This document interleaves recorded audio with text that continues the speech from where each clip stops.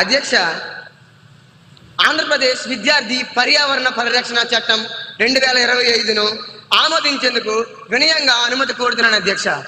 ధన్యవాదములు అధ్యక్ష. లేదు లేదు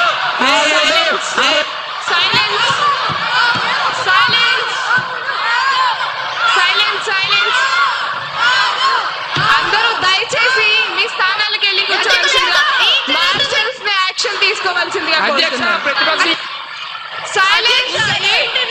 సభ్యులందరూ దయచేసి మీ స్థానాలకు వెళ్ళి కూర్చోండి. ఈ సభా గౌరవాన్ని, సాంప్రదాయాలను కాపాడండి. సభా సభ్యులుగా మీరు ప్రమాణం చేశారు. సభా సభ్యులందరూ వెళ్ళి కూర్చోవాల్సిందిగా కోరుతున్నాను. సైలెన్స్. ఇది ప్రజాస్వామ్యానికి మంచిది కాదండి. దయచేసి వెళ్ళి మీ స్థానాల్లో కూర్చోండి. దయచేసి సభా గౌరవాలను, సభా మర్యాదను కాపాడండి. అధ్యక్ష, ప్రతిపక్ష నాయకులు ఇలా చేయడం చాలా తప్పు. దయచేసి ఇలా చేయవద్దని చెప్పండి.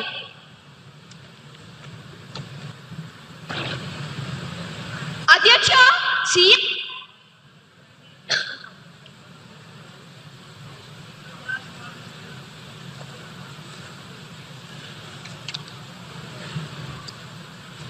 ఇప్పుడు విషయం బిల్లును ఆమోదించడం. ఈ ప్రతిపాదనకు సుముఖంగా ఉన్నవారు అవును అనండి, వ్యతిరేకంగా ఉన్నవారు కాదు అనండి.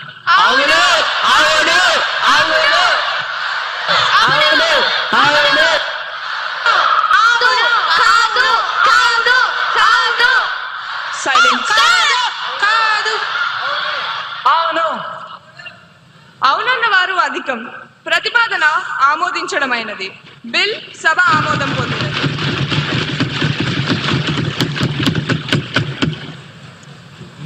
సభ్యులందరికీ ధన్యవాదాలు. ఈ రోజు సభ అత్యంత ఫలప్రదంగా, అర్థవంతంగా జరిగింది.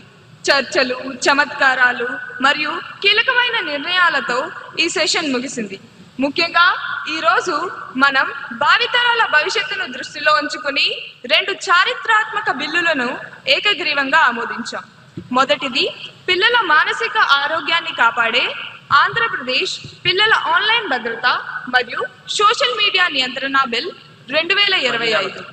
తదుపరిది మన రాష్ట్రాన్ని పచ్చగా మార్చే ఆంధ్రప్రదేశ్ విద్యార్థి పర్యావరణ పరిరక్షణ చట్టం 2025. అలాగే 0 అవర్లో తుఫాన్ సమయంలో మత్స్యకారుల ఆకలిని తీర్చడానికి ఆ నిషేధిత రోజులను ఉపాధి హామీ పథకం కిందకు తెస్తూ ప్రభుత్వం తీసుకున్న నిర్ణయం అభినందనీయం. ప్రతిపక్షం లేవనెత్తిన సమస్యలు ప్రభుత్వం నిర్మాత్మకమైన పరిష్కారాలు చూపింది. ఇదే ఆరోగ్యకరమైన ప్రజాస్వామ్యానికి నిదర్శనం. చివరిగా ఒక్క మాట, చట్టాలు చేయడం ముఖ్యం కాదు, వాటిని పాటించడం ముఖ్యం. ఇందాక మనం ఆమోదించిన పర్యావరణ చట్టం స్ఫూర్తితో మార్పు మన నుండే మొదలవ్వాలి.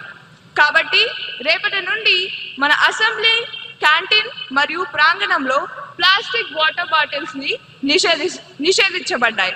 సభ్యులందరూ స్టీల్ గ్లాసులు లేదా రీయూజబుల్ బాటిల్స్ మాత్రమే వాడాలని కోరుకుంటున్నాను.